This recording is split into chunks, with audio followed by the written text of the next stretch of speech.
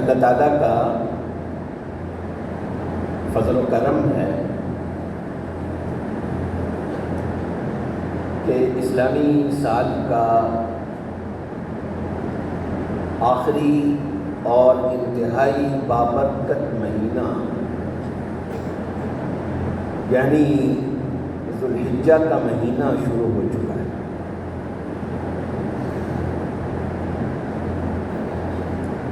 اس مہینے کی عبادتوں میں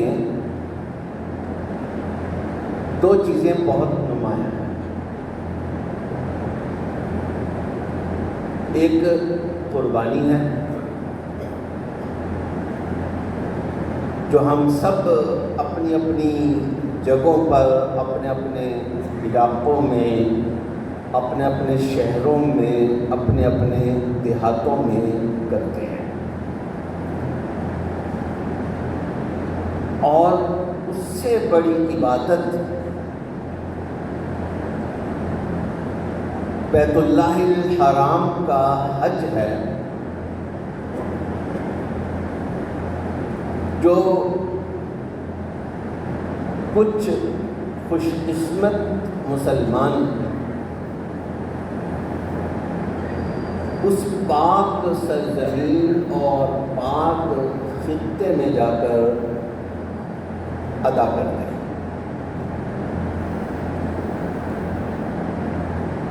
یہ دونوں عبادتیں در حقیقت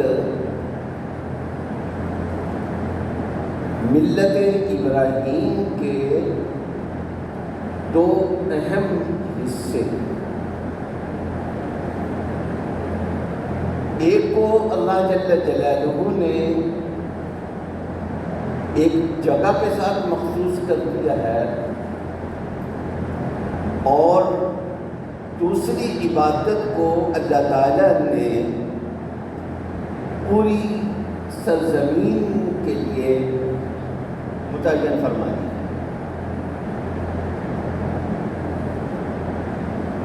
اس وقت سورۃ الحج کی دو آیتیں میں نے آپ کے سامنے تلاوت کی۔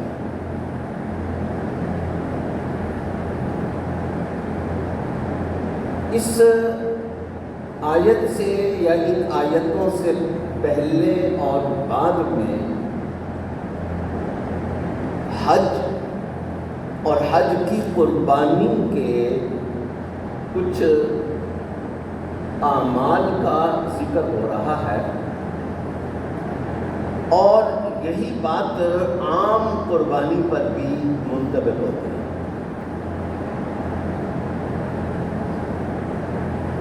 جیسا کہ ابھی میں نے عرض کیا کہ سورت کا نام ہی سورۃ الحج ہے، اور جو آیتیں یا جو سلسلہ آیات میں نے پڑھا ہے،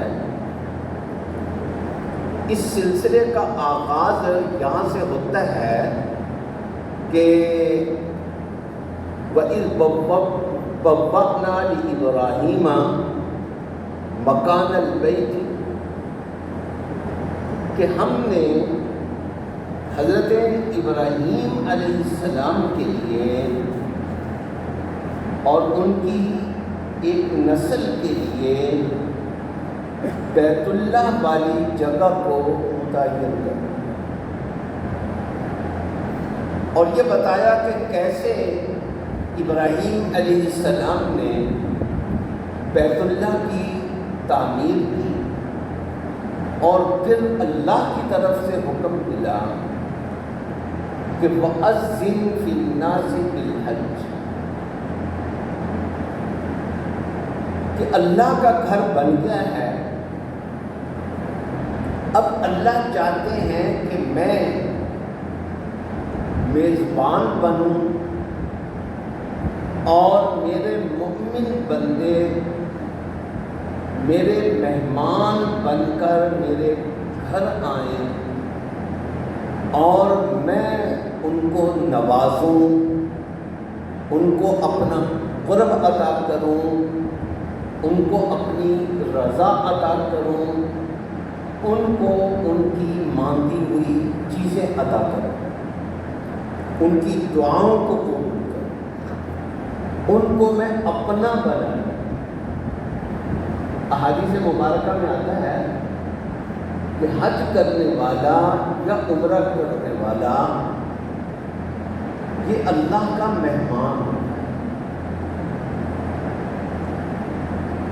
اسی لیے سعودی عرب میں حاجیوں کو ضیوف الرحمان کہا جاتا ہے۔ وہاں کے میڈیا وغیرہ میں یہ لفظ بہت کثرت سے استعمال ہے، یعنی رحمان کے مہمان۔ تو رسول اللہ صلی اللہ علیہ وسلم نے فرمایا کہ حج کرنے والا یا عمرہ کرنے والا یہ اللہ کا مہمان ہوتا ہے، اور جب مہمان اپنے میزبان سے کوئی چیز مانگتا ہے تو عام میزبان بھی، میرے جیسا کنجوس میزبان بھی ہو تو وہ آگے سے انکار نہیں کرتا۔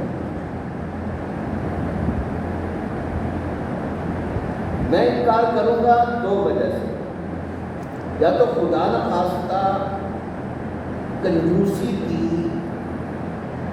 کوئی انتہائی نادر اور نایاب نسل میرے اندر پائی جاتی ہے، اور یہ اس وجہ سے کروں گا کہ وہ چیز میرے بس میں نہیں کہ میرے مہمان بنے اور آپ جب کہتے ہیں کہ حضرت مجھے 10 کروڑ روپے دیں، میں کہاں سے لا کے 10 کروڑ تو میں نے کبھی کھا پہ بھی نہیں دیکھا، تو وہ کیسا ہوتا ہے؟ تو میرے بس میں نہیں۔ لیکن اللہ نہ کنجوس ہیں اور نہ ہی اللہ کہیں بے بس ہے، ان کے خزانوں میں کوئی کمی نہیں۔ اس لیے جو اللہ کا مہمان بن کر اللہ سے مانگتا ہے تو رسول اللہ صلی اللہ علیہ وسلم نے فرمایا کہ اللہ اسے نہ نہیں، اسے انکار نہیں۔ تو یہ حج بہت بڑی عبادت ہے۔ اسی طرح قربانی بہت بڑی عبادت ہے۔ لیکن اس وقت مجھے حج یا قربانی کے فضائل بیان کرنا نہیں، ایک اور سوال کا جواب ڈھونڈنا ہے جو اللہ جل جلالہ نے ان آیات میں اپنے کرم سے، اپنے فضل سے ہمیں عطا فرمایا۔ اور وہ سوال یہ ہے کہ حج تو ہر ایک کے بس میں نہیں ہوتا۔ کئی لوگوں کی پوری زندگی ترستے گزر جاتی ہے، کہیں زندگی میں ایک آدھ مرتبہ جا کر کے نصیب ہوتا ہے، اور کئی غریب بیچارے ایسے بھی ہوتے ہیں جو اپنی جگہ پر رہتے ہوئے قربانی بھی نہیں کر سکتے۔ حج تو ان کے لیے بہت دور کی بات ہے، تو کیا وہ پھر محروم رہیں گے؟ تو یہ جو دو آیتیں میں نے اس وقت آپ کے سامنے ذکر کی، ان آیتوں میں آپ یوں سمجھ سکتے ہیں کہ اللہ جل جلالہ نے حج اور قربانی کی روح کو بیان فرمایا۔ حج متعین جگہ پر ہوتا ہے، متعین ایام میں ہوتا ہے، اور خاص لوگ ہی کر سکتے ہیں، پوری امت نہیں کر سکتی۔ اور قربانی متعین جگہ پر تو نہیں ہوتی لیکن متعین ایام میں ہوتی ہے۔ اللہ جل جلالہ نے یہاں چند اوصاف ذکر فرمائے، چند اعمال یا چند عبادتیں ذکر فرمائی ہیں یا چند عادتیں ذکر فرمائی۔ یہ عادتیں اگر اپنا لیں تو صرف ان چند دنوں کے آپ حاجی نہیں ہیں، سال کے 12 مہینوں کے حاجی ہیں۔ آپ یہاں رہتے ہوئے بھی حج والی صفات اپنا کر اللہ کے مقرب بندے بن سکتے ہیں، اللہ کا قرب حاصل کر سکتے ہیں۔ اس وقت اختصار کے ساتھ مجھے انہی چند اوصاف کا تذکرہ کرنا ہے، اور ان دنوں کے اندر میں اکثر ان آیات کی طرف توجہ دلائے۔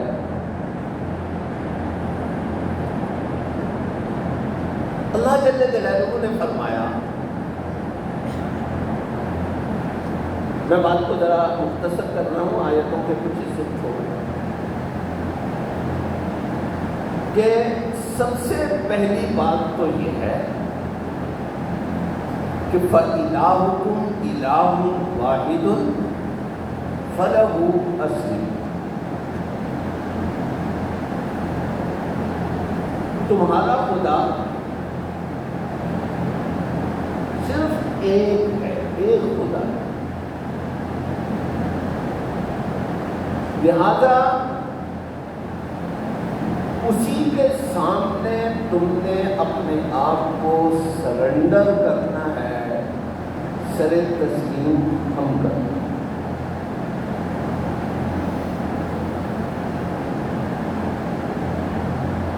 یہ کم از کم اپنے ذہن میں شعوری فیصلہ کرنا۔ ایک مسلمان کا پہلے بھی ہوتا ہے لیکن اس کو تازہ کر لینا چاہیے کہ اللہ کے حکم کے مقابلے میں ہمارے لیے کوئی چیز، کوئی اہمیت نہیں، چاہے وہ ہمارے دنیاوی مفادات ہوں، چاہے وہ ہماری رائے ہو، ہماری سوچ ہو، ہماری عقل ہو، ہماری جمہوریت ہو، ہمارا فلسفہ ہو، ہماری کوئی اور ہو۔ اللہ کا حکم سب سے بالاتر ہے، اللہ اکبر، اللہ اکبر، لا الہ الا اللہ واللہ اکبر، اللہ اکبر وللہ۔ اللہ کے سامنے اپنے آپ کو سرنڈر، اپنے آپ کو جھکانا ہے، اور صرف یہ نہیں کہا کہ اللہ کے سامنے جھکانا، بلکہ یہ کہا کہ اللہ ہی کے سامنے، اللہ ہی وہ واحد ذات ہے جس کے سامنے مکمل سرنڈر کرنا بنتا ہے، غیر مشروط کی اطاعت، وہ صرف اللہ اور اس کے رسول صلی اللہ علیہ وسلم، اور جتنی اطاعتوں کا ہمیں حکم دیا گیا ہے وہاں پابندی نہیں، وہاں شرط ہے۔ والدین کی اطاعت کا حکم ہے، ان کی بات ماننے کا حکم ہے، لیکن شرط ہے۔ مسلمان حاکموں کی بات ماننے کا حکم ہے، لیکن شرط ہے کہ اس طرح کی بات ماننی ہے، اس طرح کی نہیں ماننی۔ غیر مشروط اطاعت، غیر مشروط جھکنا، یہ صرف اور صرف اللہ کے سامنے ہوگا، اللہ کے علاوہ کسی اور کے لیے۔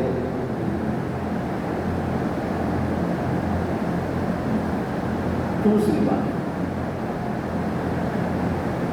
وَبَشِّرِ الْمُخْبِتِينَ،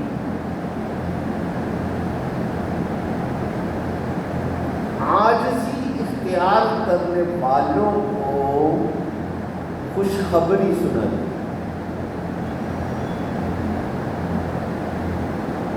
اللہ کے سامنے عاجزی اختیار کرنا، اللہ کے سامنے اپنی بے بسی کو تسلیم کر دینا، اللہ کے سامنے ماتھا جھکانا،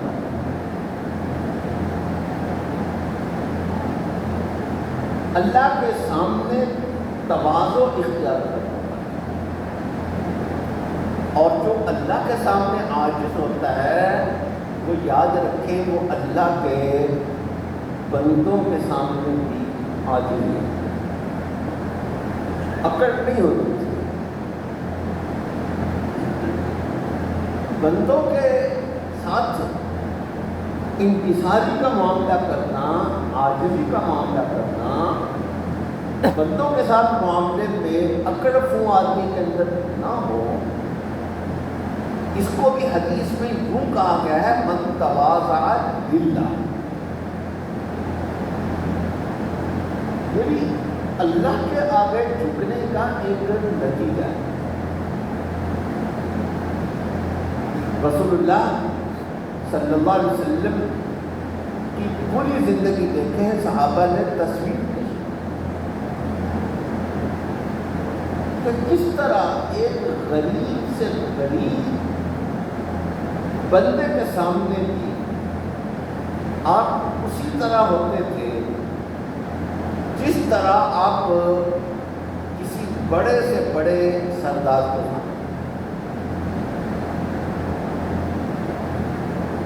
فرمایا کہ وَبَشِّرِ الْمُخْبِتِينَ، کہ عاجزی اختیار کرنے والوں کو، اللہ کے سامنے جھکنے والوں کو خوشخبری سنا.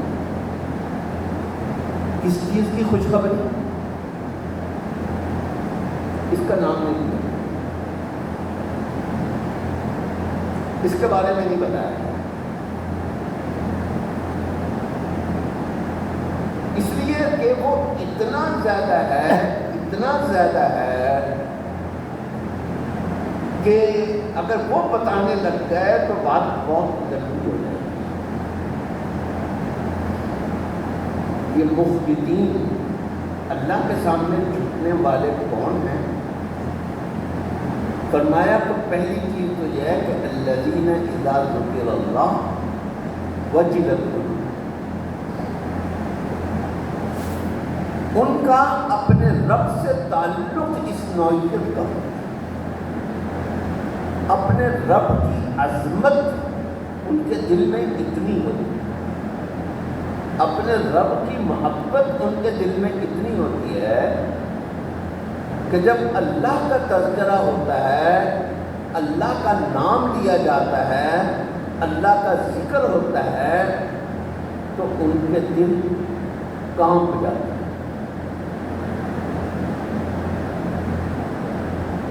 ہیبت زدہ ہوتا ہے، یعنی ان کے دل کا رابطہ اپنے رب سے، اللہ کی یاد میں رچے بسے ہوئے دل. اور دوسری بات والصابرین علی ما اصابہم،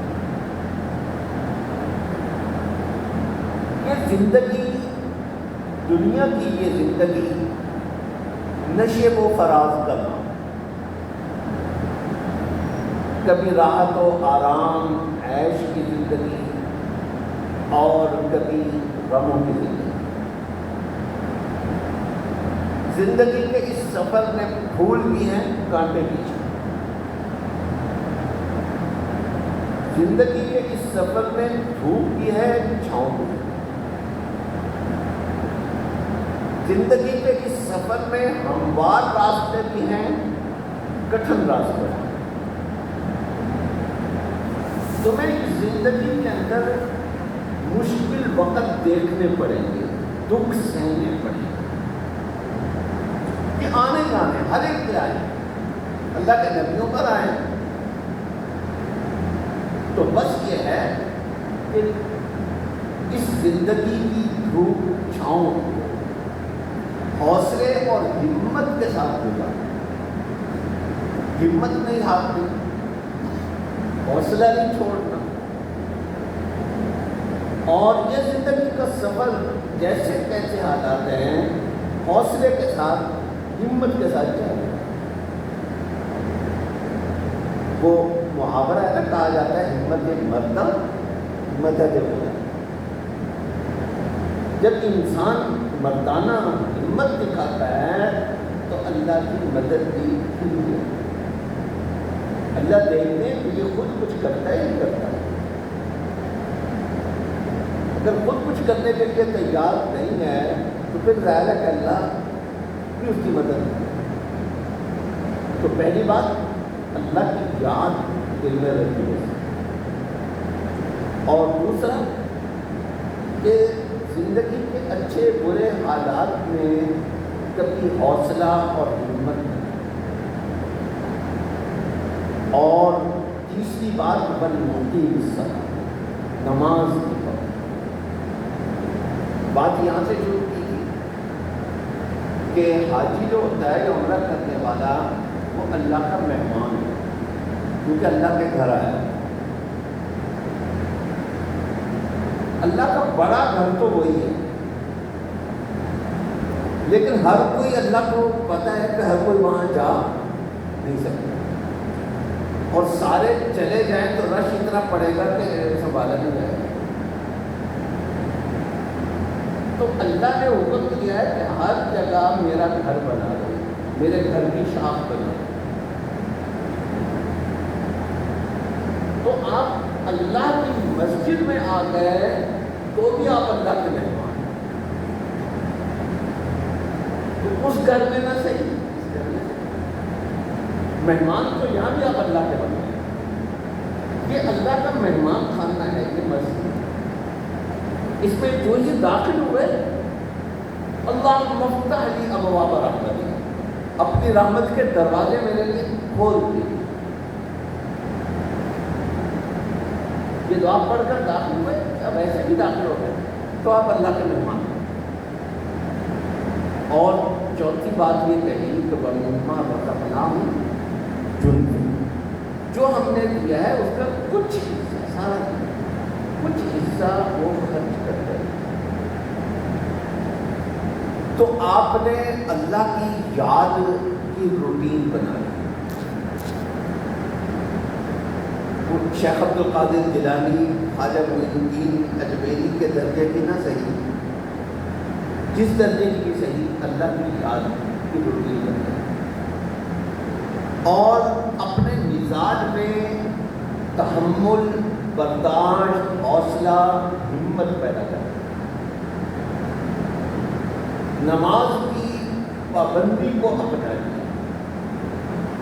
اور امیر ہیں، غریب ہیں، اپنی حیثیت کے مطابق کچھ نہ کچھ اللہ کے راستے میں خرچ کرنے کا معمول بنائیں۔ یہ 4 کام آپ نے کر لیے تو آپ حاجی نہیں بھی ہیں تو 12 مہینے کے حاجی ہیں آپ، کیونکہ ان اوصاف کو جہاں قرآن حج کی روح قرار دیا، حج اور قربانی کے بیان میں بالکل درمیان میں کر کے اللہ نے ان کو ذکر کیا ہے۔